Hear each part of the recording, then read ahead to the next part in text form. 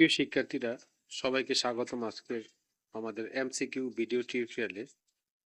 আজকে আমরা অধ্যায়ভিত্তিক টপিকস অনুযায়ী বোর্ডের বিভিন্ন প্রশ্নগুলো, যেগুলো টাইপ ভিত্তিক গণিত আছে, সেগুলো আমি তোমাদেরকে ধাপে ধাপে সবগুলো সমাধান করে দেখাবো।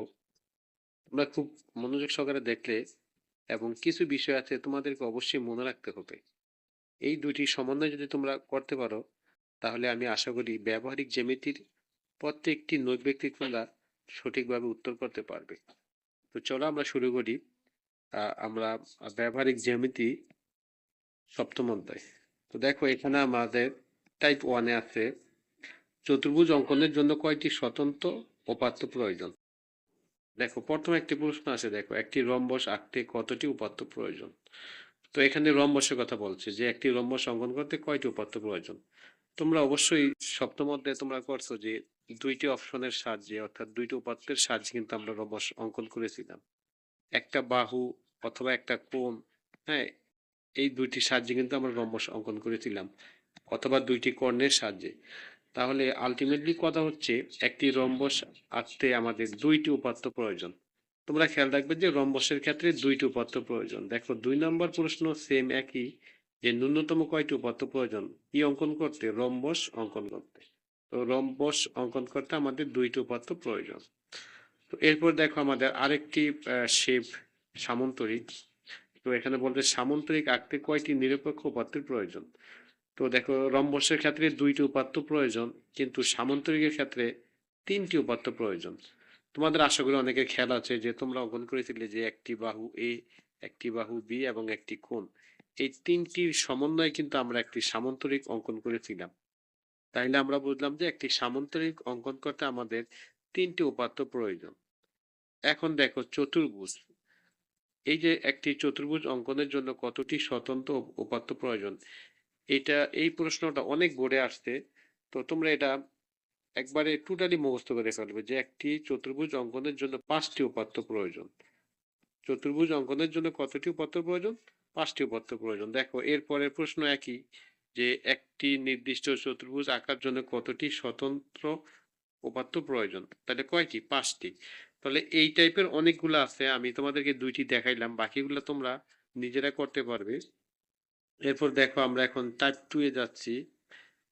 টাইপ 2 হচ্ছে, দেখো এখানে খেয়াল করো, এখানে টাইপ 2 হচ্ছে ত্রিভুজ সংক্রান্ত, অর্থাৎ কখন ত্রিভুজ আঁকা সম্ভব হয়। এটা ভেরি ভেরি ইম্পর্টেন্ট এবং প্রতি বছর একটি করে প্রশ্ন এই সংক্রান্ত এসএসসি এবং দাখিলে এসে থাকে। তো দেখো 11 নম্বর যে এমসিকিউটা আছে, তিনটি বাহুর দৈর্ঘ্য দেওয়া হলে কোন ক্ষেত্রে ত্রিভুজ অঙ্কন সম্ভব। এটা তোমরা খেয়াল রাখবে, আমরা জানি একটা ত্রিভুজের তিনটা বাহু থাকে। ওকে, তিনটা বাহু থাকে। এখন এই তিনটা বাহুর মান কখন দেওয়া থাকলে ত্রিভুজ আঁকা সম্ভব। তোমরা অবশ্যই খেয়াল করবে, এখানে দেখো ক নাম্বারে 3, 5, 6, তারপরে খ নাম্বারে 4, 5, 9, এভাবে প্রত্যেকটা অপশনের ভিতরে তিনটা করে বাহু দেওয়া আছে। তো তোমরা খেয়াল রাখবে ত্রিভুজ কখন আঁকা সম্ভব হবে, যখন তোমার এই যে প্রথম দুইটা বাহুর যোগফল যদি 3 নাম্বার বাহু থেকে বড় হয়, তখন আঁকা সম্ভব।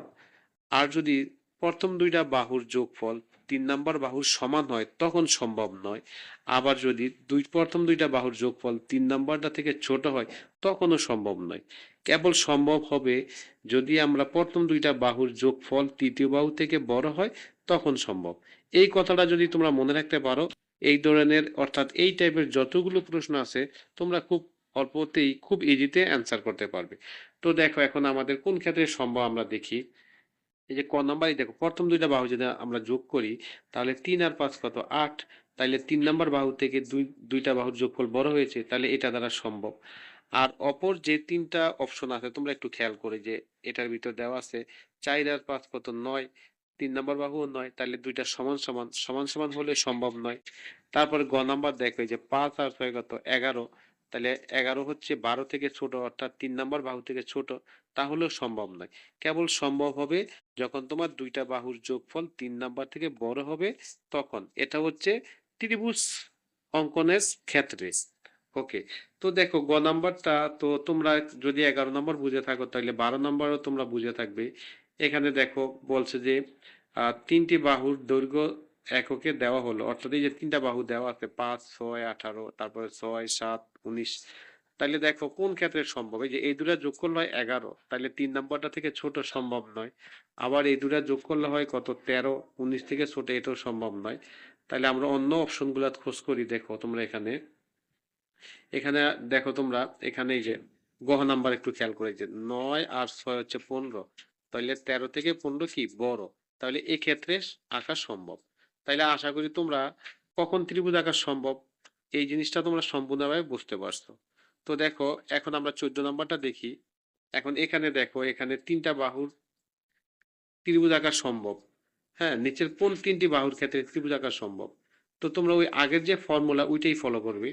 তো দেখো এখানে বাহুগুলা দেওয়া আছে, একটা 5 একটা 6, তাহলে 5 আর 6 যোগ করলে আমরা পাই কত, 11, এই যে 11, আর এটা হচ্ছে 18, তাইলে 3 নাম্বার বাহু থেকে ছোট সম্ভব নয়। যাই হোক তোমরা এইভাবে তোমরা করবে, এরপর গ নাম্বারটা সম্ভব হয়ে যায়। দেখো তোমরা এই যে 6 আর 9 যোগ করলে হয় 15, তাইলে 13 থেকে 15 বড়, প্রথম দুইটা বাহুর যোগফল 3 নম্বর বাহু থেকে বড় হয়েছে, এই জন্য এটা দ্বারা সম্ভব হয়েছে। তাহলে এটার অ্যান্সার হচ্ছে গহ।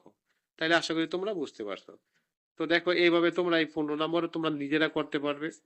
তো এরপরে দেখো এখন আমরা 16 নম্বর একটু খেয়াল করি। এখন আমরা 16 নম্বরটা দেখবো। দেখো এখানে বলছে ত্রিভুজ PQ আর একটা ত্রিভুজ আঁকার জন্য নিচের কোন তথ্যগুলো প্রয়োজন।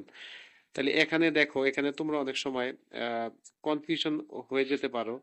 এখানে দেখো কোণ দেওয়া আছে, যে ক আর খ এর অপশনের মধ্যে কোণ দেওয়া আছে, যে তিনটা কোণ দেওয়া আছে। তবে তোমরা অবশ্যই খেয়াল রাখবে, কখনোই তিনটা কোণ দেওয়া থাকলে ত্রিভুজ আঁকা সম্ভব নয়। তাইলে আমরা এই দুইটি আমাদের এভাবেই বাদ যায়। এখন আমরা দেখবো এই খ আর গহ, সরি গ এবং গহের মধ্যে যে বাহুগুলো আছে, এই বাহুগুলো আমরা সে আগের নিয়ম ফলো করব। তো দেখো এটার ভিতরে দেখো এই যে এখানে বাহু হচ্ছে 4 আর 7, 11, তাহলে 3 নাম্বারটা 11, তাহলে দুইটা সমান হলেও কিন্তু হবে না। তো গহ নাম্বার দেখো এখানে একটা বাহু 6, একটা বাহু 9, তো 6 আর 9 আমরা যোগ করলে পাই কত, 15, তাহলে 3 নম্বর বাহু হচ্ছে 12, তাহলে এই দুটা যোগফল 3 নম্বর বাহু থেকে বড়, তাহলে এটা দ্বারা সম্ভব। তাহলে আশা করি তোমরা বুঝতে পারছো। এরপরে 17 নাম্বার তোমরা নিজেরা করতে পারবে। তো এখন দেখো আমরা এখন যে 18 নাম্বার আছে এটাও তোমরা করতে পারবে। এখন তোমরা দেখো স্থূলিকোণী ত্রিভুজ নিয়ে দুইটি নোট ব্যক্তি ভালো করে খেয়াল করো। এখানে বলছে স্থূলিকোণী ত্রিভুজ, অর্থাৎ স্থূলিকোণী ত্রিভুজের স্থূলকোণ ছাড়া বাকি কোণ দুটি কত হলে ত্রিভুজ আঁকা সম্ভব। এখানে যখন স্থূলকোণ উল্লেখ করবে তোমরা অবশ্যই খেয়াল রাখবে, এখানে যে অপশনগুলো আছে ক খ গ গহ, স্থূলকোণী ত্রিভুজ হচ্ছে যেই ত্রিভুজের পরিমাণ অর্থাৎ যেই কোণের পরিমাপ 90 ডিগ্রি থেকে বড়, সেটা হচ্ছে তোমার স্থূলকোণী ত্রিভুজ। কিন্তু স্থূলকোণী ত্রিভুজের মান হচ্ছে 90 ডিগ্রি থেকে বড়, তাহলে বাকি যে দুইটা কোণ থাকবে, যে অপর যে দুইটা কোণ থাকবে, সেই দুইটা কোণ অবশ্যই 90 ডিগ্রি থেকে কি হবে, ছোট হবে। অর্থাৎ সহজ কথা, স্থূলকোণী ত্রিভুজের ক্ষেত্রে বলে এই যে অপশনগুলো আছে দেখবা 90 ডিগ্রি থেকে ছোট কোন অপশন আছে, ওই অপশন হবে আমাদের উত্তর।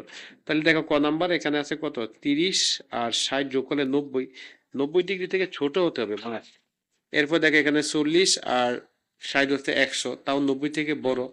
এরপরে এটা 45, 45, 90, 90 থেকে ছোট নয়।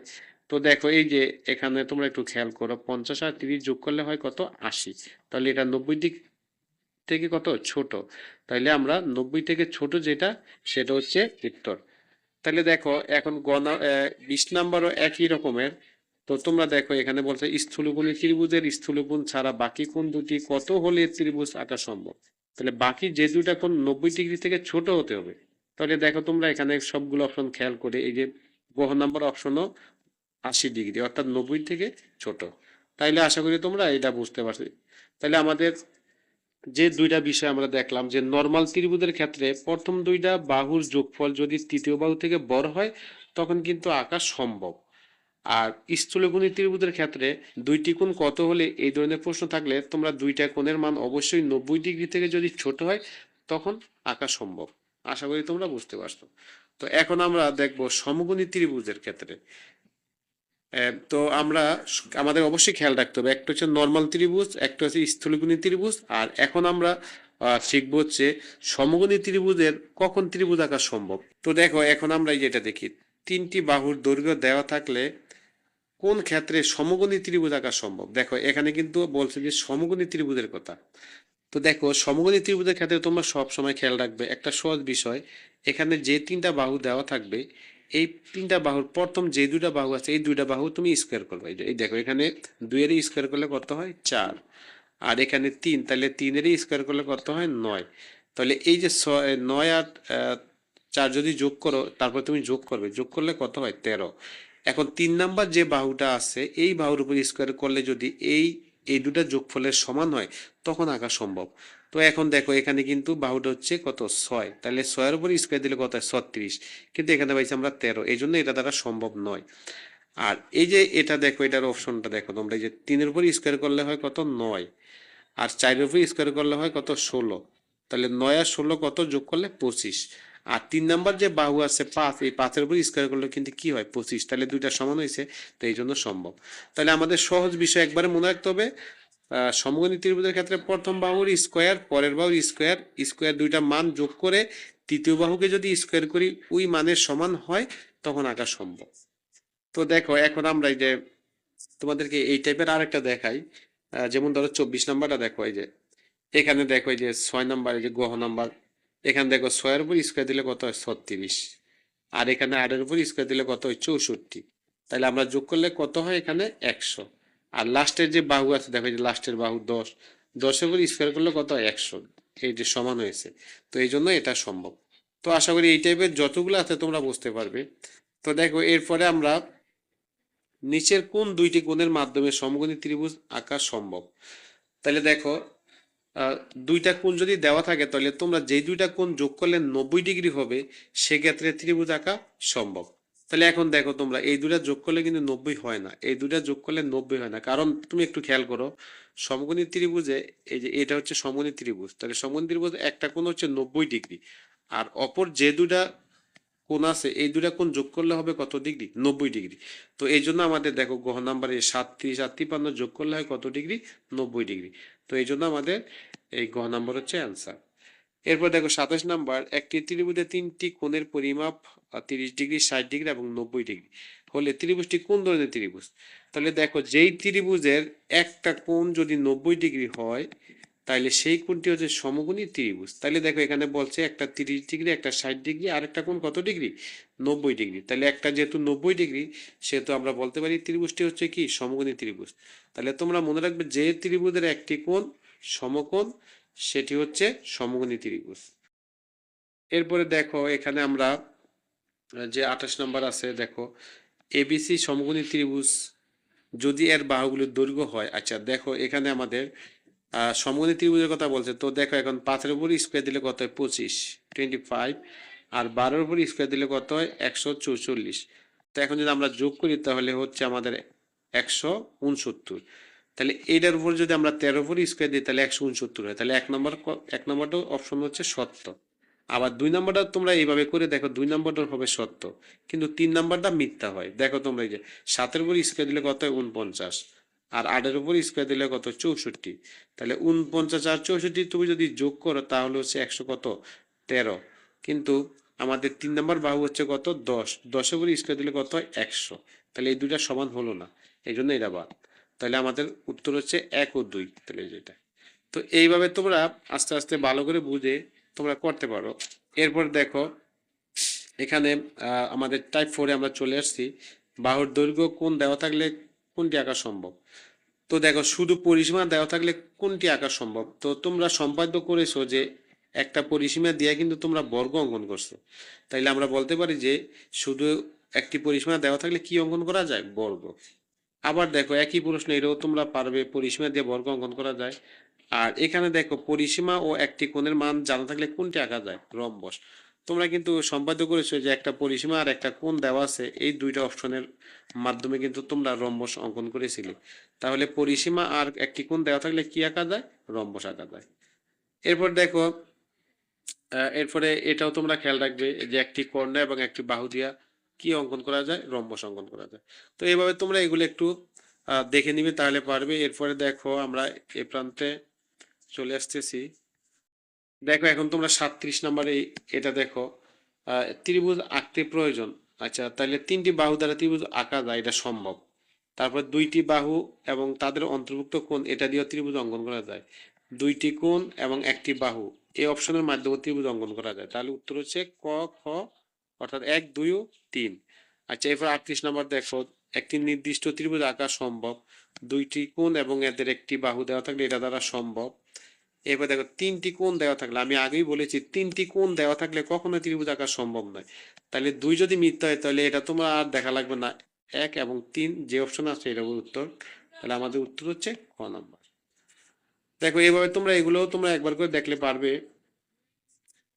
এরপরে আমরা চলে যাচ্ছি 42 নম্বর। দেখো তোমরা এখন, একটি বাহুর দৈর্ঘ্য দেওয়া থাকলে কি অঙ্কন করা যায়? তোমরা কিন্তু জানো যে একটি বাহু দেওয়া কিন্তু বর্গ অঙ্কন করা যায়, তাহলে বর্গ অঙ্কন করা যায়। এরপরে সুষম ত্রিভুজ অঙ্কন করা যায়। আচ্ছা, সুষম ত্রিভুজ মানে হচ্ছে সমবাহু ত্রিভুজ। তার মানে একটি বাহু দ্বারা কিন্তু একটা সমবাহু ত্রিভুজ অঙ্কন করা যায়, আর একটা বাহু দ্বারা রম্বস অঙ্কন করা যায় না। তো এখন অপশন হচ্ছে আমাদের ক, 1 এবং 2। তো এভাবে তোমরা আশা করি সবগুলা বুঝেছো। এরপরে দেখো, এখন তোমাদের জন্য আমি আরেকটি এমসিকিউ রেখে আসছিলাম। তো দেখো, এটা এই যে এখানে কিন্তু তোমরা এটার অ্যান্সার করবে। নিচের 3টি রেখাংশ দেওয়া হলো, কোন ক্ষেত্রে ত্রিভুজ অঙ্কন সম্ভব নয়? এখন বলছে সম্ভব নয়। তাহলে দেখো, সম্ভব কখন হয় আমরা কিন্তু জানছি, এখন বলছে সম্ভব নয়। কখন সম্ভব হয়? যখন নর্মাল ত্রিভুজ তোমার দুইটা বাহুর যোগফল যদি 3 নাম্বার থেকে বড় হয় তখন সম্ভব। আর যদি এরকম হয় যে দুইটা বাহুর যোগফল 3 নাম্বার বাহুর সমান, এই যে দুইটার যোগফল 3 নাম্বার সমান, তখন কিন্তু সম্ভব নয়। আবার যদি এরকম হয় যে প্রথম দুইটা বাহুর যোগফল 3 নাম্বার থেকে ছোট হয়, তখনও সম্ভব নয়। তো এই 3টা অপশন তোমরা খেয়াল করে এটার উত্তর তোমরা বের করবে। যদি উত্তর দেওয়া আছে কিন্তু যুক্তি দিয়ে বের করবে।